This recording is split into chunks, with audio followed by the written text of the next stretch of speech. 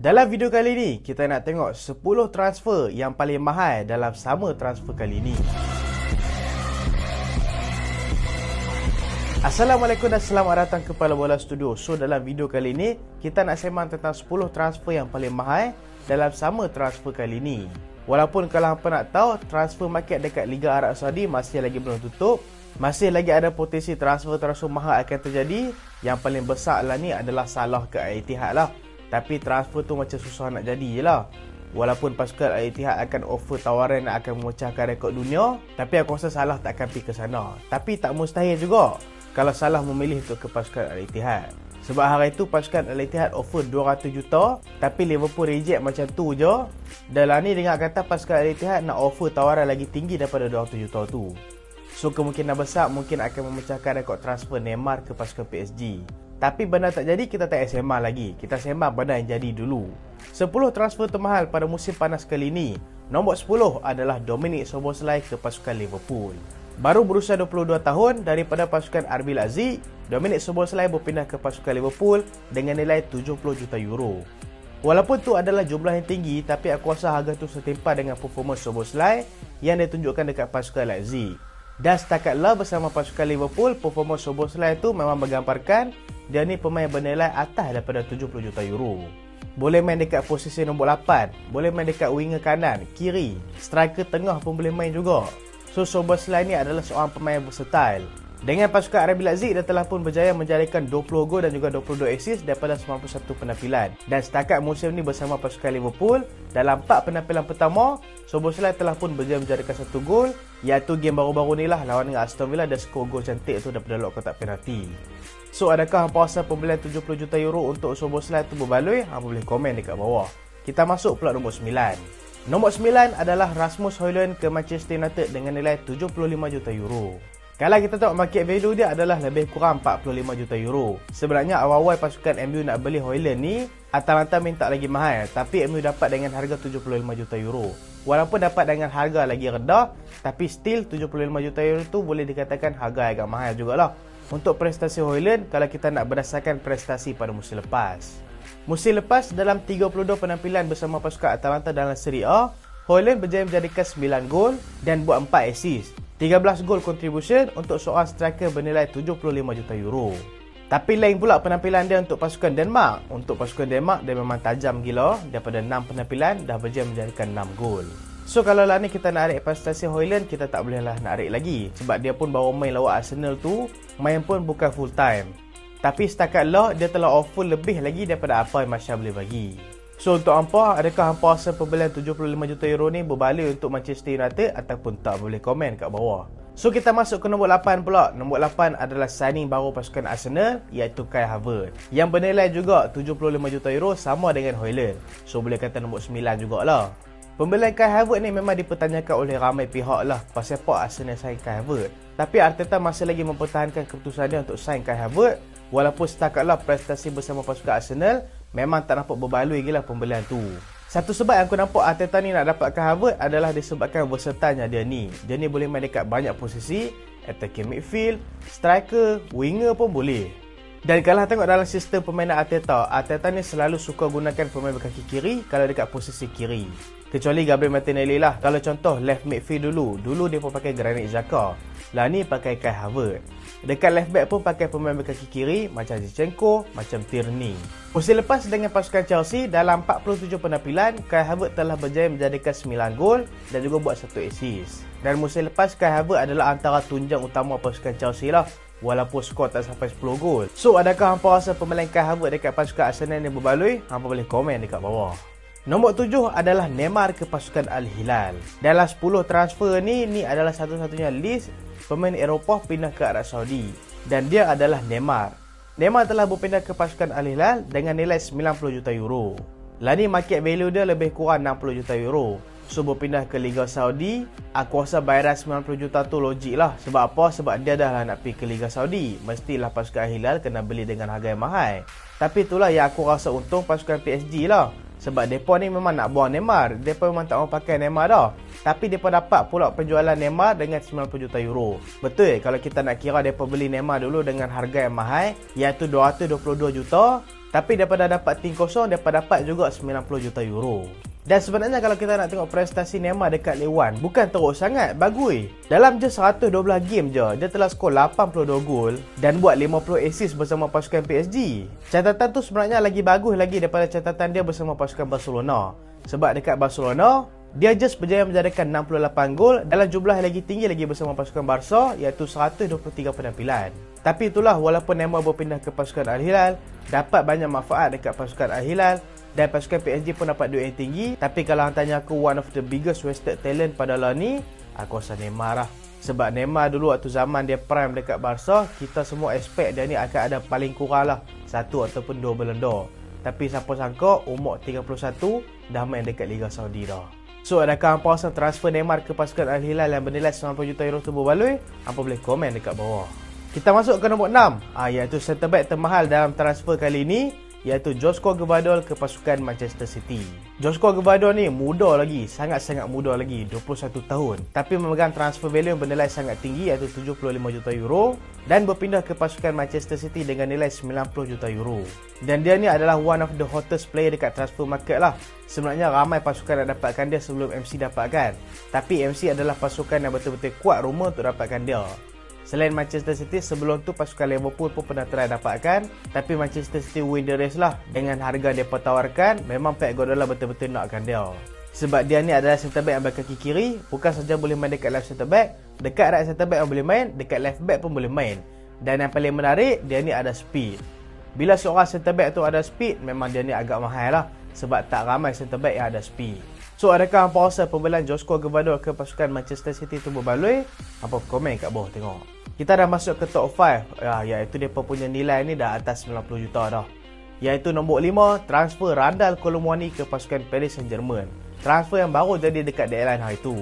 Aku rasa pembelian Randal Colomwani ni adalah satu pengganti kepada Kylian Mbappe. Walaupun Mbappe tak caw lagi dengan pasukan PSG, tapi pembelian Colomwani tu aku rasa pembelian patut lah. Sebab takut nanti Mbappe caw tiba-tiba, mereka tak ada lah panik kan, mereka dah ada pengganti dah. Dan kalau tengok tipikal permainan Colomwani lebih kurang macam Mbappe, menggunakan speed. Tapi mestilah kita boleh compare tipikal permainan je lah. Kalau kualiti, mestilah Mbappe jauh tinggalkan Colomwani. Dan Colomwani adalah one of the best top scorer dekat Bundesliga pada season lepas lah. Walaupun jumlah gol dia tak sampai 20 gol.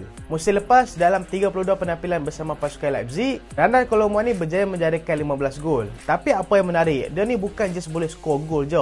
Dia ni pun boleh buat game juga. Dia ni boleh buat assist, iaitu dia assist 14 kali dalam Bundesliga season lepas.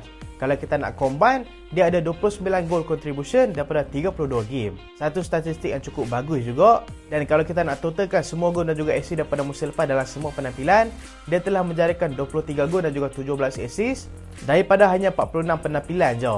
Dan Colomwani baru berusia 24 tahun dan market value dia adalah 80 juta. Aku rasa 95 juta tu memang harga yang patut lah. Tapi, adakah hampa rasa pembelian tu berbaloi? Hampa boleh komen dekat bawah.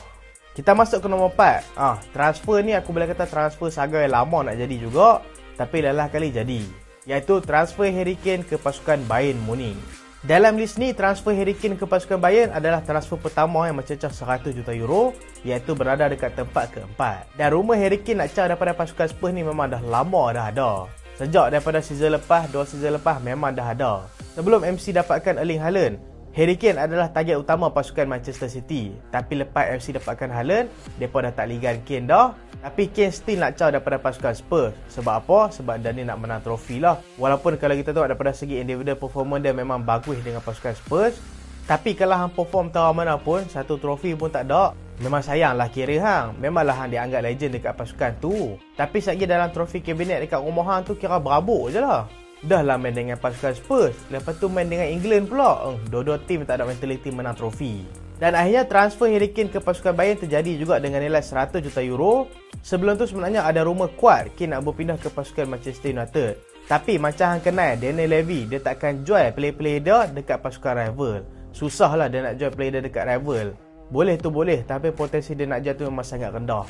So aku rasa satu pilihan yang bijak dia lepaskan Harry Kane ke pasukan Bayern. Dan Bayern ni kita tahu lah macam mana. Last season mereka tak perform pun, mereka still menang Bundesliga. Mungkinlah musim ni Kane akan dapat merasa trofi pertama dia. Walaupun waktu hari tu debut dah hampir menang trofi, tapi tiba-tiba kalah pula dengan Leipzig 3-0.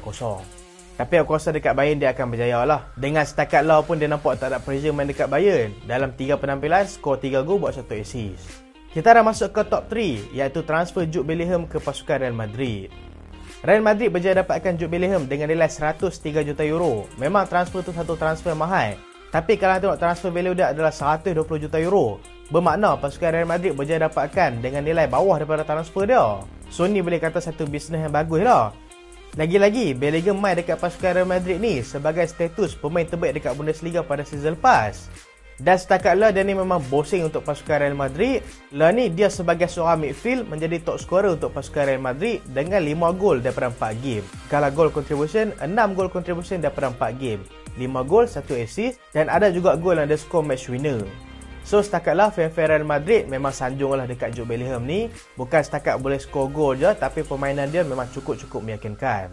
Dan satu fun fact, dalam senarai 10 transfer ni, Jude Bellingham adalah pemain termuda dalam list ni, iaitu dia baru berusia 20 tahun. Hambailah apa yang dia akan boleh capai kalau dia terus maintainkan karier dia ni. Baru 20 tahun, dah main dekat Real Madrid. Kita 20 tahun menangis dekat katil, terasa dengan kata-kata si dia.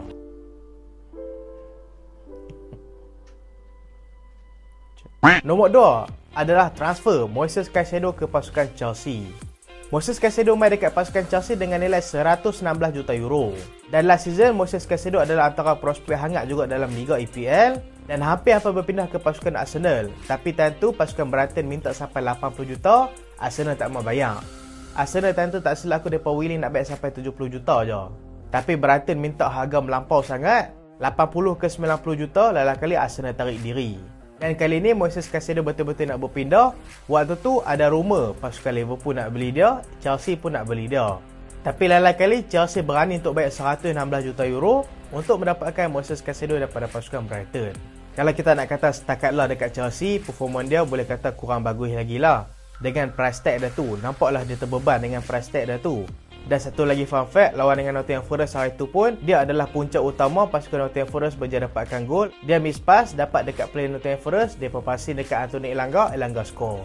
Tapi aku rasa masih awal lagi lah kita nak judge performa Moises Caicedo. Sebab dia pun masih lagi sangat muda, 21 tahun. Dan dia boleh capai banyak lagi dekat pasukan Chelsea. Aku tak sabar jugalah nak tengok apa yang akan jadi dekat dia dekat pasukan Chelsea. So adakah hampa rasa 116 juta euro untuk Moises Caicedo ni adalah transfer berbaloi untuk pasukan Chelsea? Hampa boleh komen dekat bawah. So kita masuk ke top 1, iaitu transfer Declan Rice ke pasukan Arsenal yang bernilai 116.6 juta euro. Sumber ni aku ambil dekat sumber transfer market tau. Kalau kita nak kira pemain yang pecahkan rekod transfer British adalah Moises Caicedo lah. Tapi ni aku ambil sumber dekat transfer market. Tak kira lah siapa yang paling mahal, tapi transfer Declan Rice ke pasukan Arsenal yang mencecah 100 juta euro ke atas. Dan market value dia pun bersama pasukan West Ham adalah nilai 90 juta euro. So harga atas 100 juta yang pasukan West Ham minta tu, aku rasa harga memang patut lah. Lagi-lagi musim lepas walaupun pasukan West Ham United dia pun tak perform dalam EPL, tapi Declan Rice still perform macam besar. Dan lagi-lagi dia pemenang Conference League pula last season. Dan setakatlah bersama pasukan Arsenal, Declan Rice telah berjaya menjadikan satu gol, iaitu game baru-baru ni lawan dengan pasukan MU. Dan kalau kita tolak tepi gol pun, performa Declan Rice bersama pasukan Arsenal lah ni, apa yang aku tertarik dengan Declan Rice ni adalah dia ni main tanpa pressure tau. Sedangkan dia adalah antara transfer termahal pada musim ni, atas 100 juta. Dan player Arsenal ni tak selalu dibeli dengan harga yang mahal, mestilah pressure akan tinggi dekat dia. Tapi hang tengok dia main, memang nampak macam tak ada pressure. Dan aku rasa kalau Arsenal perform musim ni, dia adalah antara pemain terpenting dalam sistem permainan Arsenal. Memanglah kalau hang tengok daripada segi attacking, Arsenal ada Odegaard, Saka, Martinelli, Jesus. Dan daripada segi defensif, Arsenal ada pertahanan kebal macam Magalhaes dan juga Saliba. Tapi kalau dekat midfield, hang dapat nampak adanya Declan Rice tu berjaya menutup banyak kekosongan dekat midfield tu. Dia boleh tutup pasilin, dia boleh tackle pemain dengan bersih. So aku rasa setakatlah walaupun transfer dia adalah transfer yang mahal, tapi transfer dia boleh kata berbaloi. So adakah hampa rasa transfer Declan Rice ke pasukan Arsenal tu adalah transfer yang berbaloi? Hampa boleh komen dekat bawah, okey? So itulah 10 transfer termahal dalam sama transfer kali ni.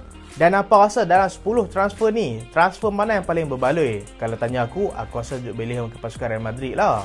Sebab Real Madrid dapatkan dia harga bawah lagi daripada harga market dia, dan masih lagi sangat-sangat muda, 20 tahun. Bagi hampa siapa pula? Hampa boleh komen kat bawah. Dan bagi hampa siapa transfer yang paling tak berbaloi dalam 10 transfer ni, hampa boleh komen juga kat bawah, okey? So itulah video kali ni dan terima kasih sebab tonton sampai habis. Jangan lupa like, jangan lupa share, jangan lupa subscribe. Aku Solehan. Assalamualaikum.